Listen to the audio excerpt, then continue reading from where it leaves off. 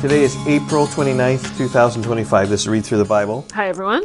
And we just want to mention something. I'm not sure if you're aware of this at all, but there are people I've talked to before about this podcast, and not everybody does podcasts. But people do YouTube, and we're also on YouTube. It's just a static picture of us, but this audio gets on YouTube as well. Right, just so it provides another avenue that people can listen to us. Yep, so if you're talking to someone, you want to share this podcast with them, and they say, well, I don't do podcasts. Well, you just say, well, you can listen on YouTube. So the link of that is in the show notes. So I just wanted to mention that just so you're aware of that. Okay, so last couple of days we've seen the census for the war in chapter 1. Census just to have those who are going to fight the war. Chapter 2, we found out where they camp, and the tabernacle's right in the middle. And right now we're going to focus on the middle, and those who are in charge of the middle are the Levites. Right. So chapters 1 through 9, they are preparing for their journey. They've been at Mount Sinai for quite a while, and they're preparing for their journey to get to the promised land. They don't realize how long it's going to take, but they're preparing for that. And it takes a lot to organize all these people. Now we're going to focus in on organizing the Levites. Okay, so here we go. These are the generations of Aaron and Moses at the time when the Lord spoke with Moses on Mount Sinai. These are the names of the sons of Aaron, Nadab the firstborn and Abihu. And remember, those guys were torched when they offered up strange incense. Eleazar and Ithamar, these are the ones who took their place. These are the names of the sons of Aaron, the anointed priests whom he ordained to serve as priests. But Nadab and Abihu died before the Lord when they offered unauthorized fire before the Lord in the wilderness of Sinai, and they had no children. So Eleazar and Ithamar served as priests in the lifetime of Aaron their father. Okay, verse 5. And the Lord spoke to Moses, saying, Bring the tribe of Levi near, and set them before Aaron the priest, that they may minister to him. They shall keep guard over him and over the whole congregation before the tent of meeting, as they minister at the tabernacle. They shall guard all the furnishings of the tent of meeting, and keep guard over the people of Israel as they minister at the tabernacle. And you shall give the Levites to Aaron and his sons. They are wholly given to him from among the people of Israel. And you shall appoint Aaron and his sons, and they shall guard their priesthood. But if any outsider comes near, he shall be put to death. Interesting here, just the emphasis upon guarding the congregation, guarding the furnishings, guarding this middle of the tabernacle, which is right in the middle of all the camps. And the Lord spoke to Moses, saying, Behold, I have taken the Levites from among the people of Israel instead of every firstborn who opens the womb among the people of Israel. The Levites shall be mine, for all the firstborn are mine. On the day that I struck down all the firstborn in the land of Egypt, I consecrated for my own all the firstborn in Israel, both of man and of beast. They shall be mine. I am the Lord. Right? So, the firstborn would always be sacrificed to the Lord, but rather than sacrificing people, God just said, I'm just going to take this tribe. The Levites are kind of like the firstborn sacrifice of people, so you didn't have to kill your firstborn. It's sort of a substitute. Yep. And notice, I am the Lord, in end of verse 13. Yeah, verse 13. And the Lord spoke to Moses in the wilderness of Sinai, saying, List the sons of Levi by fathers' houses and by clans. Every male from a month old and upward you shall list. So Moses listed them according to the word of the Lord as he was commanded. And these were the sons of Levi by their names, Gershon and Kohath and Merari. Okay, we got to stop right there. Those are three big names you need to know. You need to know, it's really helpful for you if you'd memorize the sons of Jacob. I'll put that again in the show notes. The sons of Jacob are Reuben, Simeon, Levi, Judah, Dan, Naphtali, Gad, Asher, Issachar, Zebulun, Joseph, Benjamin, because those are the names of the census by which they took each of those tribes. Those are the names of the tribes of which they camped around. Right. It's how everything is organized. Yeah. Here. And now here we have the sons of Levi, Gershon, Kohath, and Merari. These are three names that you should really know and just kind of be attuned to, because we're going to see just the different duties that they have even in this chapter. And so Levi came, he was one of the sons of Jacob. He came with them to Egypt.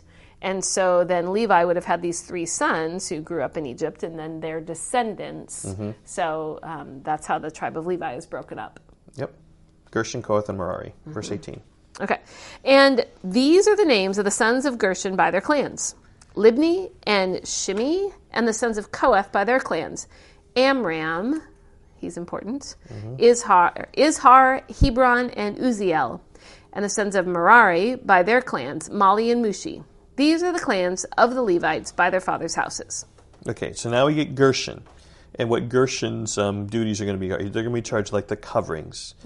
To Gershon belonged the clan of the Libnites and the clan of the Shimeites. These were the clans of the Gershonites. Their listing according to the number was all the males from a month old and upwards was 7,500. The clans of the Gershonites were to camp behind the tabernacle on the west, with Elisaph the son of Lael as chief of the fathers' houses of the Gershonites. And the guard duty of the sons of Gershon in the tent of meeting involved the tabernacle, the tent with its covering, the screen for the entrance of the tent of meeting, the hangings of the court, the screen for the door of the court that is all around the tabernacle, and the altar, and its cords, all the service connected to it. So Gershon basically had all the covers, all the tarps, if you will. That's what they're in charge of packing up and moving and resetting up. Yep. And by the way, what we have here is now we're focusing upon the tabernacle area, and the tribe of Levi is broken up into 4 groups, Gershon, Kohath, and Merari, and then Moses and Aaron, and they're right around the tabernacle, north, south, east, and west, just like all the tribes were north, south, east, and west, but this is kind of like the inner place. And again, right, they're going on a big journey. They need to pack and they need to be organized. Be super organized. God is a God of order. Yeah. Okay, verse 27. To Kohath belonged the clan of the Amramites, and the clan of the Izharites, and the clan of the Hebronites, and the clan of the Uzzielites. These are the clans of the Kohathites. According to the number of all the males from a month old and upward, there were 8,600 keeping guard over the sanctuary.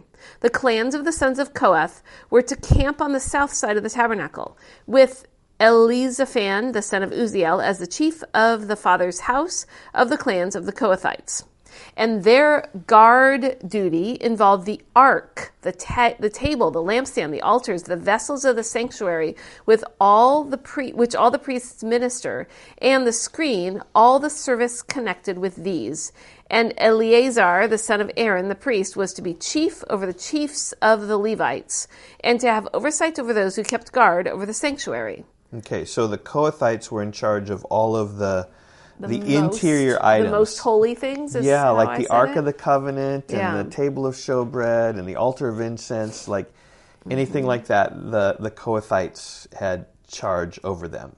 Yeah. So Gershonites had the coverings, Kohathites had the inner items, the utensils, and now we have Merari. To Merari belonged the clan of the Mahlites and the clan of the Mushites. These are the clans of Merari. Their listing according to the number of all the males from a month old and upward was 62,200. And the chief of the fathers' houses of all the clans of Merari was Zuriel, the son of Abihail. They were to camp on the north side of the tabernacle. And the appointed guard duty of the tabernacle, the bars, the pillars, the bases, and all their accessories, and all the service connected with those, also the pillars around the court with their bases and pegs and cords. So these guys basically had the structural items, the boards and the bars, kind of the hard things. The Gershonites had more of the soft things, and the Kohathites had the utensils in the middle that were in the tabernacle. Okay. Verse 38, those who were to camp before the tabernacle on the east... Where the door opened up. Right.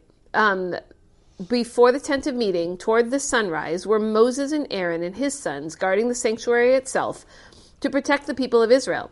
And it's interesting here, right? It's they're setting people outside to protect the people of Israel so the people of Israel don't go in the tabernacle and be killed. And any outsider who came near was to be put to death.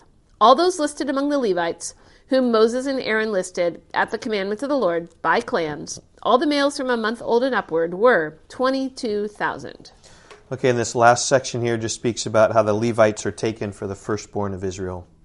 And the Lord said to Moses, list all the firstborn males of the people of Israel from a month old and upward, taking the number of their names.